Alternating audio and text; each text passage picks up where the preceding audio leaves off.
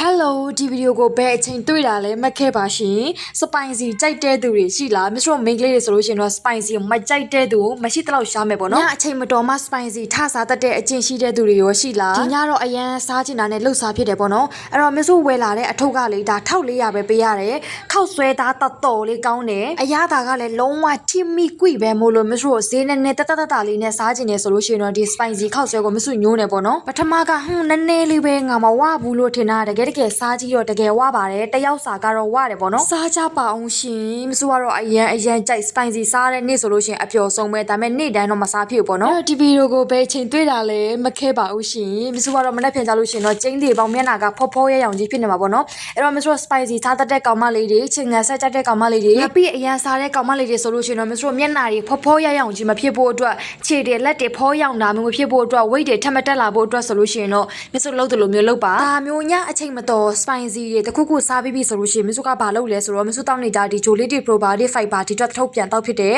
အဲ့ကောင်ကကြတော့မစုသားမျိုးစုဒီယန်တက်များတဲ့အစားအစာတွေဆိုလို့ရှိရင်ဖောရောင်တာမဖြစ်ဖို့အတွက်ဒီ C အဖြစ်နဲ့ပြန်ထွက်ပေးရပေါ့နော်ပြီးရင်မစုဘိုက်ထဲမှာတရက်တာသွင်းလိုက်တဲ့ချိုချင်ငန်ဆက်ကာဘိုဟိုက်ဒရိတ်ထရင်းမြဘာညာတာရကအကုန်လုံးအစီမဖြစ်ခင်မာတွေနောက်နေ့မနက်မှာတော့ဝဲအဖြစ်နဲ့ပြန်ထွက်ပေးရပေါ့နော်ပြီးရင်ဘိုက်ချက်ကလေးလိုချင်တဲ့သူတွေလုံးဝတောက်တင်ပါတယ်လူကပိန်မဲ့ဘာတစ်ခုပဲကွက်ပူနေတဲ့သူအထိုင်များလို့ဘိုက်ပူနေတဲ့သူမစုလိုမျိုးနှစ်10ချီဝဲချုံနေလို့ဝဲသွားတာဝဲအမကြီးတွေသွားတယ်ဝဲမပြောင်မစင်သွားလို့ဘိုက်ပူနေတဲ့သူတွေလုံးဝတောက်တင်ပါတယ်